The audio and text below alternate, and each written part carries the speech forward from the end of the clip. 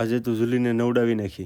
સવારમાં ઝૂલીને લઈને નીકળી ગયો વાડી સાઈડ. ફૂગી ગયો વાડીને કરી નાખી મોટર ચાલુ. જવા દેવાનું હતું મકાઈમાં પાણી. આવી ગયો સામેની વાડીમાં પાણી વાળવા. કરી દીધું પાણી વાળવાનું ચાલુ. નાના ક્યારે છે તો પાણી ભરાતા વાર લાગતી હતી, કારણ કે મકાઈમાં રોકાતું પાણી હાલતું હતું એટલા માટે. અને પછી વાગી ગયા હતા 10 તો આવી ગયો સામેની વાડીમાં ચા પીવા. પી લીધું ચા અને પાછું નીકળી ગયો પાણી વાળવા. અહીંયા પાણી વાળતા ધ્યાન રાખવું પડતું હતું. ક્યારાનું નહીં હાવજનું. આ બાજુ કાઈટ જેવું છે, નક્કી ન કહેવાય ક્યારે આવી જાય. પાઈ નાખ્યું મકાઈમાં પાણી ને આવી ગયો મોટર બંધ કરવા. કરી નાખી મોટર બંધ ને થોડાક ઉપાડી લીધા સીણા. 12 વાગી ગયા તો નીકળી ગયો ઘરે ટિફિન લેવા. પૂગી ગયો ઘરે મળી ગયો મોતી ને પછી નીકળી ગયો પાછો ટિફિન લઈને વાડી સાઈડ. પૂગી ગયો વાડીએ બેહી ગયા જમવા. મેં ખાઈ લીધું ને ઝૂલીને પણ ખવડાવી લીધું. જમી કારવીને આવી ગયો સ્લેબ ઉપર પાણી પાવા. પાઈ નાખ્યું પાણી ને પછી લઈ લીધો પંપ, કારણ કે સીણામાં દવા છાંટવાની હતી. ઈડુની દવા છાંટવાની હતી. ભરી નાખ્યો પંપ ને કરી દીધી દવા છાંટવાની ચાલુ. પેલો પંપ છટાઈ ગયો ને પાછો આવી ગયો બીજો પંપ ભરવા. આવી ગયો પાછો દવા છાંટવા. પાછળ મોટર પણ ચાલુ કરી નાખી તેને કરી દીધું સીણામાં પાણી પાવાનું ચાલુ. ખાતર પણ નાખતા જતા હતા પપ્પા મોર. બીજો પંપ પણ છાંટી નાખ્યો. હવે આગળ નહોતી છાંટવાની, કારણ કે આગળ નીંદવાનું બાકી હતું એટલા માટે. અને પછી નવડાવી નાખી ઝૂલીને. અને પછી હું વાળતો જતો હતો પાણી. અને પછી વાગી ગયા હતા 4:30 તે વહી ગઈ લાઈટ ને પછી આવી ગયો ગાજર કાઢવા. ઘડીકમાં ઘણી બધી ગાજર કાઢી નાખી. કમથી કાઢતી જ આવી પડતી હતી, કારણ કે આખી નીકળે એટલા માટે. હાથેથી ખેંચવામાં તૂટી જતી હતી. સ્લેબમાં પાણી પાવાનું હતું તો આવી ગયો સ્લેબ ઉપર ને કરી નાખી મોટર ચાલુ ને પાવા મળ્યો પાણી. પાણીના ભરવાના હતા બધા ખાના તે ભરી નાખ્યા. તો તમને મારો વિડીયો ગમે તો કરી નાખજો આ વિડીયોને લાઈક અને કરી નાખજો આપણી ચેનલને સબસ્ક્રાઈબ.